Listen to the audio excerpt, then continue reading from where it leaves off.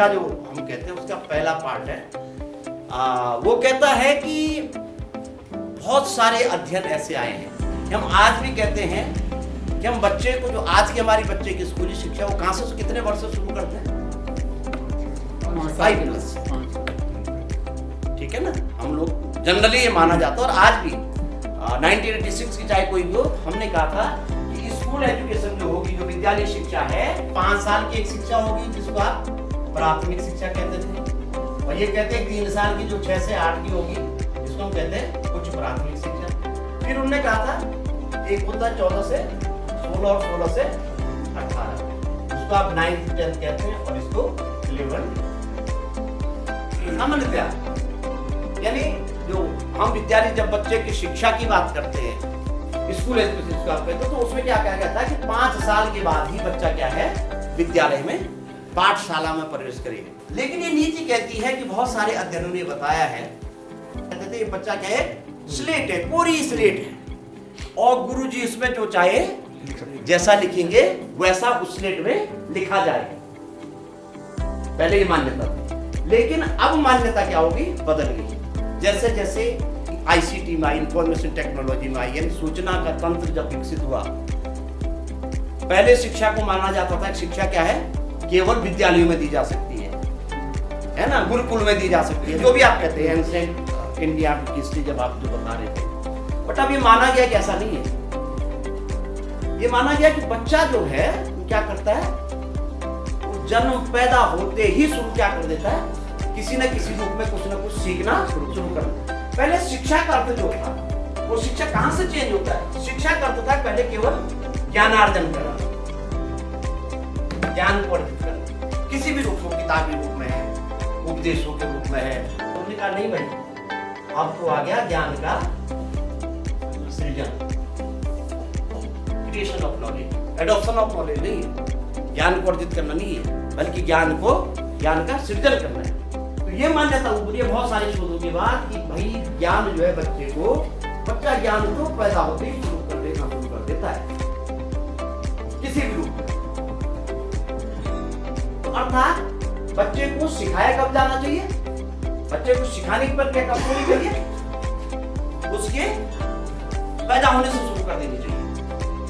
सृजन करने के लिए उसके जो ज्ञान उसको लिया गया है उसको सृजित करना है, तो ये उसके पैदा होने से शुरू किया।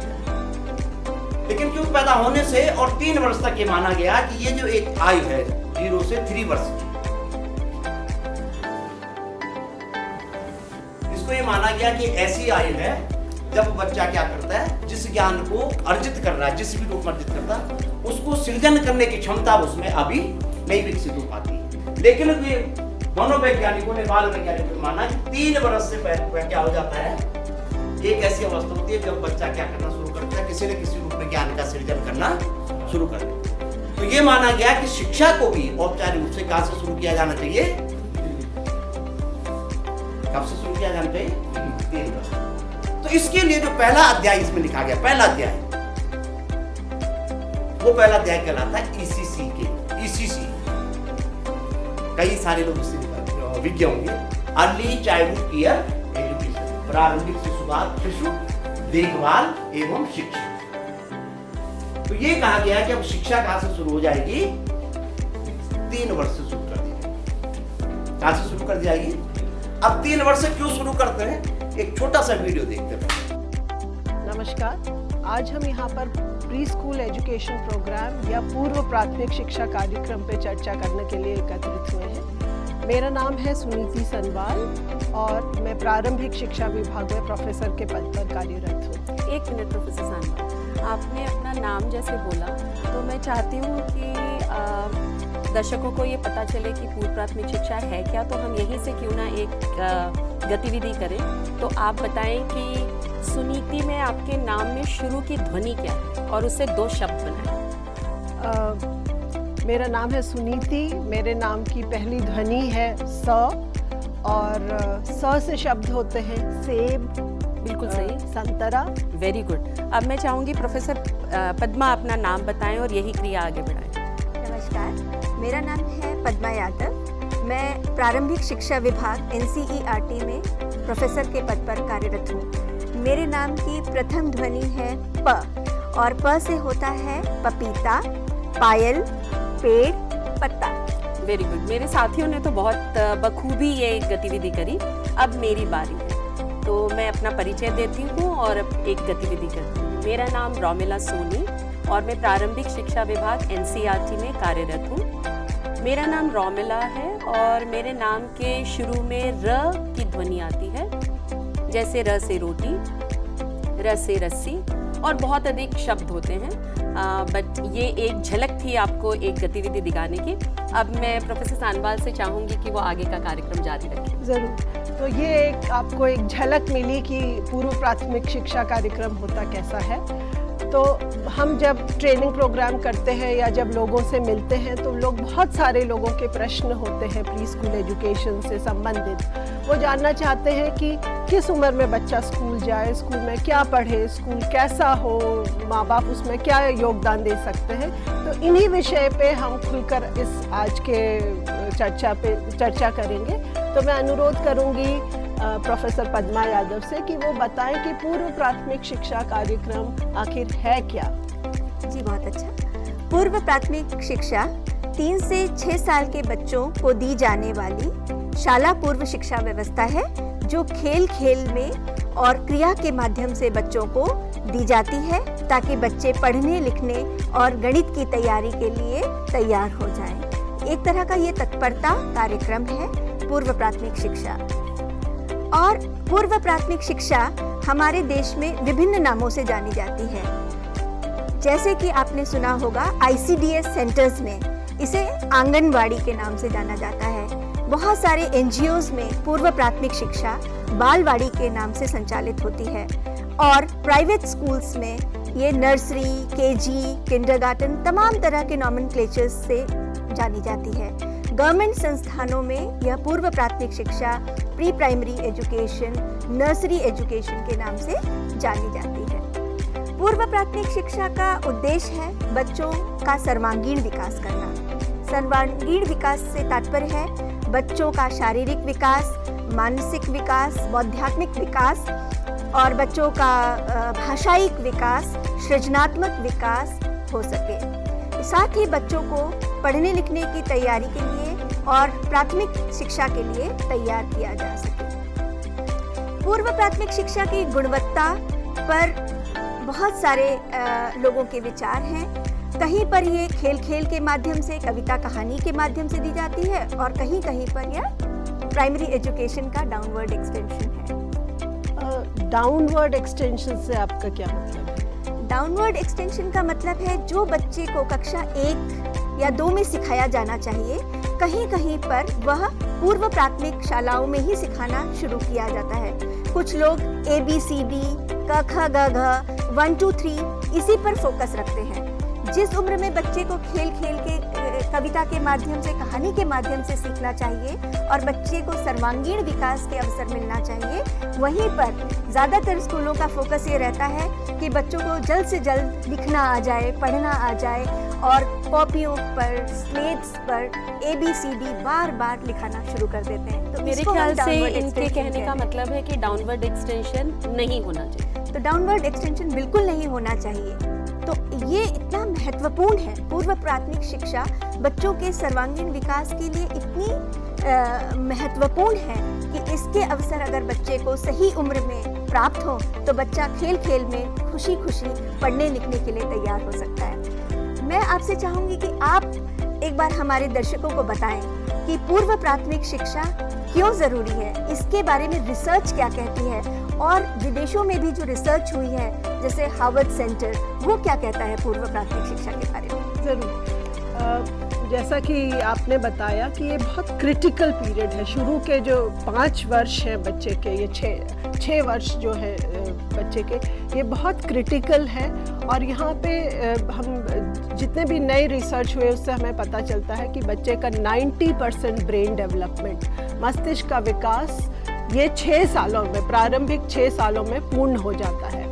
तो जिस तरह से हम एक मकान बनाते हैं और सबसे ज़्यादा उसमें मकान की अहमियत होती है उसकी नींव, कि अगर नींव मजबूत है तो हम ये मानते हैं कि जो इमारत बनेगी वो भी मजबूत होगी। उसी तरह से जो ये पूर्व प्राथमिक शिक्षा है, ये बच्चे के शिक्षा की नींव है, तो ये मजबूत होना बहुत ज़रूरी है। तो अब हम समझें कि मस्तिष्क का विकास कैसे होता है। हमारे मस्तिष्क में है हज़ारों, बच्चा जब पैदा होता है तो हज़ारों मिलियंस ऑफ न्यूरॉन्स बच्चे के मस्तिष्क में होते हैं। तो बच्चे को सीखने के लिए ज़रूरी है कि वो न्यूरॉन्स जो हैं वो आपस में कनेक्शंस बनाएं। और वो कनेक्शंस बच्चा कैसे बनाता है? जब बच्चे को खेलने के अवसर, एक्सप्लोरेशन के अवसर, बहुत सारे प्रश्न पूछने के अवसर मिले और कोई अडल्ट, भले ही टीचर, भले ही पेरेंट, ग्रैंड पेरेंट, कोई ऐसा बच्चे के वातावरण में हो जो उसके सारे प्रश्नों के उत्तर दे, उसकी जो जिज्ञासाएं हैं उनको शांत करे। तो इसी तरह से ये न्यूरॉन्स के जो कनेक्शंस हैं ये परमानेंट होते हैं और ये आगे की जो पूरी शिक्षा बच्चा अपने जीवन में हासिल करेगा उसकी नींव होती है। तो इसको, ये न्यूरल कनेक्शंस जो है ये शुरू के 6 वर्षों में बनने लगते हैं। आइए Harvard centre of developing child की एक वीडियो क्लिपिंग के माध्यम से हम इस बात को और अच्छी तरह से समझें।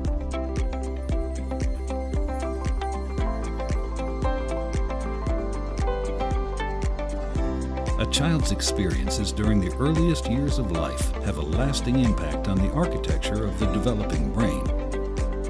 Genes provide the basic blueprint, but experiences shape the process that determines whether a child's brain will provide a strong or weak foundation for all future learning, behavior, and health. During this important period of brain development, billions of brain cells called neurons send electrical signals to communicate with each other. These connections form circuits that become the basic foundation of brain architecture. Circuits and connections proliferate at a rapid pace and are reinforced through repeated use. Our experiences and environment dictate which circuits and connections get more use. Connections that are used more grow stronger and more permanent. Meanwhile, connections that are used less fade away through a normal process called pruning. Well-used circuits create lightning-fast pathways for neural signals to travel across regions of the brain. Simple circuits form first, providing a foundation for more complex circuits to build on later.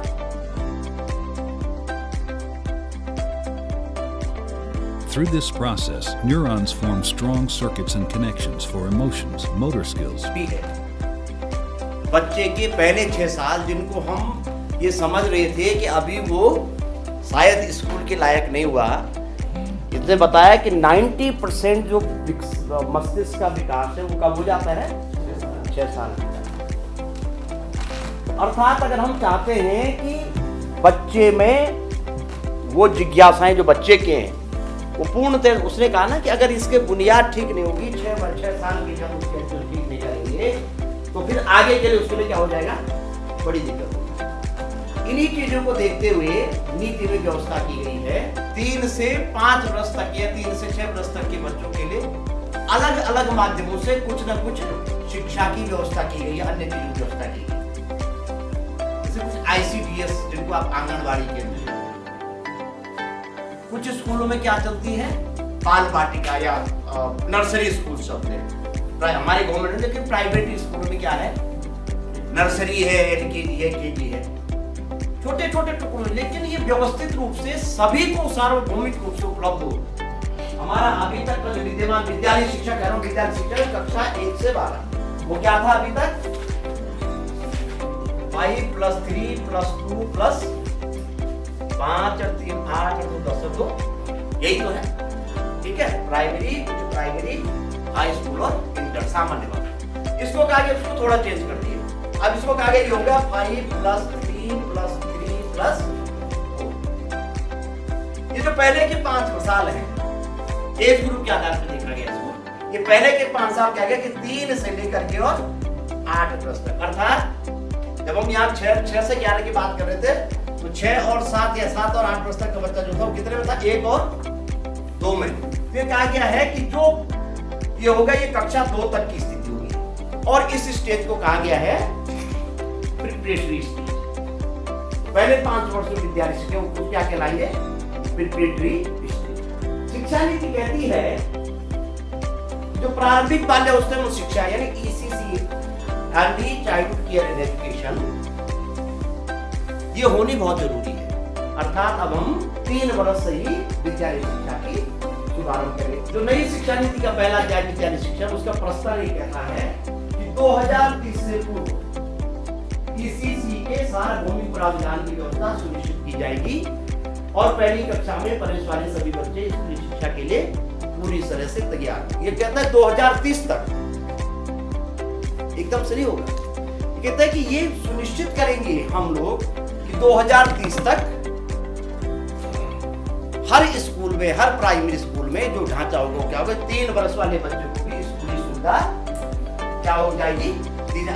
क्यों होगा, ये मैंने इसीलिए आपको एक video clip दिखाई थी कि बहुत इंपॉर्टेंट है एक वीडियो की, क्यों जरूरी है ये। प्रस्तुत तो कहता है कि ईसीसी में क्या होगा, जैसे हम कह रहे हैं 3 से 5, वो कहता है कक्षा 1-2 में कोई परिवर्तन नहीं होगा, नीति कहती है। लेकिन वो कहता है जो आपने 3 साल और बढ़ा दिए, इधर 3 वर्ष का बच्चा, 4 वर्ष का बच्चा, 5 वर्ष का बच्चा जो आपके विद्यालय में, उसको क्या पढ़ाएंगे। जैसे कह रहा था, हम कई बार हम क्या करते हैं, डाउनलोड लिंकेज की बात करते हैं। बहुत सारे स्कूल क्या करते हैं, बहुत सारे क्या, आज आप प्राइवेट स्कूल को देखें, आपका बच्चा जो स्कूल में जाता था, आप सीधे उसको क्या कर देते हैं, बोल बेटा ए फॉर एप्पल, नहीं लिख पा रहा तो ये लिख, करते नहीं करते, या 1 काउंट करो, 1 2, हम सभी करते हैं। इसमें कहा गया है, प्रस्तुत नीति कहती है कि यहाँ पे पढ़ने लिखने से ज्यादा किस पे ध्यान दिया जाएगा, बच्चे के भौतिक विकास पे, उसके संज्ञानात्मक पक्षों पे, प्रेम घृणा जो उसके संवेग हैं, नैतिक विकास पे,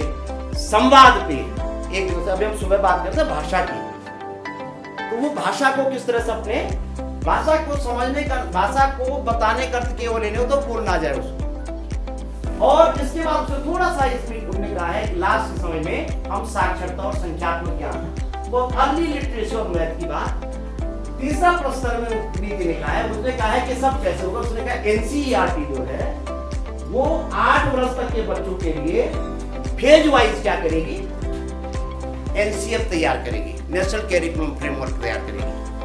वो कहते हैं इसके हम 2 फेज बनाएंगे। पहला फेज जैसे कहा ना जन्म से, एक तो होगा 0 से 3 वर्ष के बच्चों के लिए सब फ्रेमवर्क होगा, और वो कहता है सब फ्रेमवर्क ऑलरेडी बना हुआ है। जो आंगनबाड़ी केंद्र में जो हमारी होती है, क्या कहते हैं उनको, आंगनबाड़ी कार्यक्रम, वो क्या करती हैं, वो धात्री माताओं से शुरू हो जाता है उनका काम। जब गर्भधारण होता, धात्री माने जिसने गर्भधारण कर लिया है, तब से उनका काम क्या हो जाता है, किसके लिए, बच्चे के लिए उसके। और उसके साथ दूसरा फ्रेमवर्क जो होगा, दूसरा फेज क्या होगा, 3 से 8 वर्ष तक के बच्चों के लिए ये एनसीईआरटी बनाएगी, ठीक है ना। और उसमें ये जब एनसीईआरटी बनाएगी तो राज्य उसके लिए अपनी रणनीति को तैयार करेगा। ये प्रस्तर 3 कहता है ईसीसी के लिए, यानी सीधे नहीं होगा, ऐसा नहीं मैंने कहा शुरू हो गया।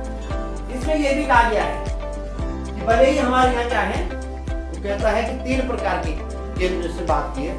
आज भी आईसीडीएस के क्या चल रहे हैं, आंगनबाड़ी केंद्र हमारे यहाँ चल रहे हैं, लेकिन आज भी कई ऐसे क्षेत्र हैं जहाँ पे कि ऐसे कोई आंगनबाड़ी केंद्र हमको तो यहाँ शहर में, गाँव में लग रहा है कि जब, क्योंकि देश के परिदृश्य में इसको बनाया गया, तो आज भी देश में कई ऐसे क्षेत्र हैं जहाँ पे इस तरह की कोई सुविधा नहीं है। तो कहता है यहाँ फिर से प्राथमिकता देने जो सामाजिक और आर्थिक रूप से पिछड़े हुए क्षेत्र हैं। दूसरी तरह से वो कहता है कुछ आंगनबाड़ी केंद्र से जो प्राथमिक विद्यालय में, तीसरी तरह की उन्होंने कहा कुछ प्राइवेट, जो मैं कह रहा था प्राइवेट स्कूलों के प्री पेड स्कूल चल रहे हैं, किंडरगार्टन स्कूल चल रहे हैं प्राइवेट, इनमें भी ईसीसी प्रणाली लागू की जाए। वो क्या कर रहे हैं बताए ना, वो क्या करते हैं, सीधे बच्चे को उनके से पूछ रहे, वो बच्चे को ABCD 1 2 3 4, वो LKG UKG में सब ये सब शुरू हो जाता है उनको इससे। और उसमें कहा, इसमें एक व्यवस्था की गई है, इसमें कहा गया है इसमें अलग से टीचर नहीं रखे जाएंगे, क्योंकि इसका काम क्या है, पढ़ाना नहीं है केवल, जो उन्होंने नीति में कहा है। वो कहते हैं जो आंगनबाड़ी वर्कर हैं ऑलरेडी, अगर वो 12 पास है तो उनको 6 महीने का एक कोर्स कराया जाएगा। ये 6 महीने कोर्स उनको बताया जाएगा कि बच्चे के साथ उसको कैसे ट्रीट करना है। बाकी चीजें तो कर रही है, लेकिन उस साथ जो नई चीज शिक्षा के लिए कैसे वो तैयार करे, प्रिपरेशन कैसे हो। और यदि आंगनबाड़ी कार्यकर्ता क्या है 12 से कम पास है, उनके लिए 1 साल का कोर्स होगा, और ये कोर्स एनसीईआरटी तैयार करेगा, और ये कोर्स डाइट और बीआरसी के माध्यम से इनका प्रशिक्षण कराया जाए। वो कहते हैं केवल आंगनबाड़ी केंद्रों का नहीं होगा, हो सकता है कहीं पे आंगनबाड़ी कार्यकर्त्री हो ही नहीं, ये आंगनबाड़ी केंद्र हो, तो क्या उन स्कूलों क्योंकि चलना तो सब में, तो कहता है कि जो प्राथमिक विद्यालय के शिक्षक हैं, ऑब्लिक शिक्षक भी लिखा गया है, शिक्षकों, हर शिक्षक जो प्राथमिक शिक्षक, उसको भी ये कोर्स करने होंगे। क्यों करने होंगे? क्योंकि वो भी समझे कि पूर्व प्राथमिक कक्षा में बच्चे को क्या क्या चीजें, किस रूप में, कौन सी पेडागोजी उसके साथ में अपनाई जाए, किस तरह से हम उसको पढ़ाएं। तो शिक्षकों की व्यवस्था इस तरह से होगी, अर्थात नए शिक्षकों की अभी इसमें कोई बात नहीं की गई। नीति कहती है, प्रस्ताव 5 कहती है नीति की, कि हर विद्यालय में, अगर आंगनबाड़ी केंद्र विद्यालय में है तो विद्यालय में एक हवादार सुसज्जित, ये शब्द लिखा गया उसमें, हवादार सुसज्जित कक्ष होगा जो बाल सुलभ, यानी एक कमरा अलग से होगा उसमें, जहाँ पे खेल वेल के मनोरंजन काम किए जाए।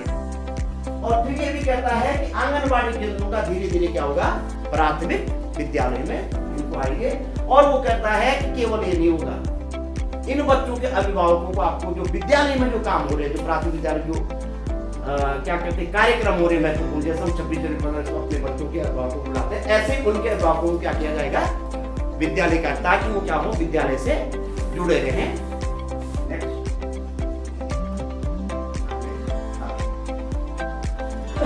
वो कहता है बहुत जरूरी होगा।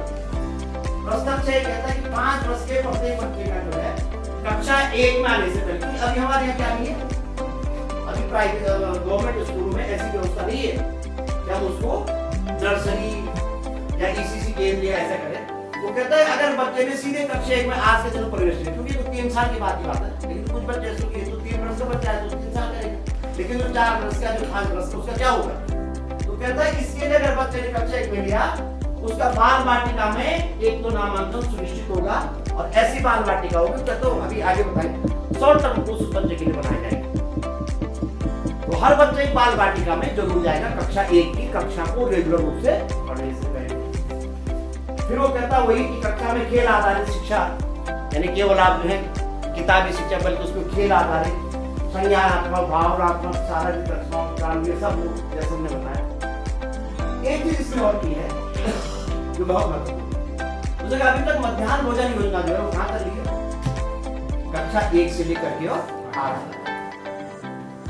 उसने क्या देखने में आई चीजें लिखी गई है उसमें, अगर आप पढ़ेंगे प्रस्ताव 6 को, अभी आपको जब कल मिलेगा आप देख सकते हैं, उसमें कहा गया, समझा गया है कि जब बच्चे को जो है अगर पौष्टिक खाना बच्चे ने खाया है, सुबह का नाश्ता किया, उसके तो कठिन विषयों को समझने में आसानी होगी, लेकिन जैसे जैसे उसको भूख लगी तो क्या होगा, दिक्कत होगी। तो कहता है कि मध्याह्न भोजन योजना है, इसका विस्तार कहाँ किया जाएगा, ईसीसी केंद्र में किया जाएगा, कि धीरे धीरे 2030 तक हम क्या करेंगे, व्यावसायिक रूप से योग्य शिक्षकों का कैडर तैयार करेंगे। अभी तो क्योंकि आंगनबाड़ी कार्यक्रम चलेंगे, लेकिन बाद में ये क्या होगा, ये ऐसे ही नहीं रहेगा, बल्कि क्या करेंगे, फर्स्ट स्टेज था, बाद में एक उच्च प्रशिक्षित शिक्षक होंगे जो स्पेशली क्या करते होंगे, ईसीसी के यानी अर्ली चाइल्डहुड केयर एजुकेशन के बारे में जानते होंगे। एक चीज उसने और कही है, हमारे यहाँ क्योंकि इससे ज्यादा लोग नहीं होंगे, आदिवासी जो बहुल क्षेत्र है, यानी वहाँ पे जो आदिवासी बहुल क्षेत्र है, जैसे हमारे यहाँ पे क्या आदिवासी बहुल क्षेत्र, लेकिन हमारे यहाँ कुछ लोग अनुसूचित जनजाति बहुल क्षेत्र है, वहाँ पे कुछ उनके स्कूल चलते हैं, क्या कहते हैं उनको, आश्रम पद्धति स्कूल, एकलव्य स्कूल होते हैं। इनमें भी क्या होगा, ईसीसी केंद्र, यानी हर स्कूल अब कहाँ से शुरू होगा, 3 वर्ष से शुरू होगा, यानी विद्यालय शिक्षा करते हैं 5+3+3+4, 2 तक की एक स्कूल आ गई, 3 साल की प्री स्कूलिंग आ गई और 2 साल की कक्षा 1 आ गई, फिर 3 आ गया, 3 साल में 3, 4, 5, फिर 3 आ गया, उसका अर्थ 6, 7, 8, और फिर 4 आ गए मैंने 9, 10, 11, फिर 5+3+3+4। तो उन्होंने कहा कि इसका पाठ्यक्रम होगा और इसका क्रियान्वयन के लिए हम लोग क्या करेंगे, और इसका काम किसको सौंपा गया है, एनसीईआरटी। उन्होंने कहा कि काम केवल शिक्षा विभाग नहीं कर सकता है, वो कहता है कि मानव संसाधन विकास मंत्रालय, स्वास्थ्य विभाग, महिला सशक्तिकरण विकास, बाल विकास, इन सब को मिला करके हर राज्य में एक टास्क फोर्स का गठन किया जाएगा, जैसे हमारे यहाँ भी बन रही है, उत्तराखंड में भी प्रोसेस में है, और ये सारे विभाग मिल करके इस ईसीसी को कैसे चलाया जाए। तो पहले 3 साल की शिक्षा, अब इन्होंने 3 साल की मान लो कितने साल की जोड़ दी, 5 साल, यानी वो कहते हैं 8 साल तक जो बच्चे का है बहुत अच्छा है। अगर हम केवल उसको 3 साल में छोड़ दें तो फिर वो किसका कार्यक्रम हो जाता है, आंगनबाड़ी। अब आधा क्या हो गया, शिक्षा विभाग और आधा हो गया ना, दोनों मिलकर के जो 5 साल का कार्यक्रम है उसके लिए वो संयुक्त टास्क फोर्स बनाए। और ये जो पहला अध्याय था प्रारंभिक शिशु देखभाल के, तो नीति शिक्षा नीति का पहला अध्याय कहता है अब जो शिक्षा व्यवस्था होगी उसमें बच्चे की पूर्व प्राथमिक शिक्षा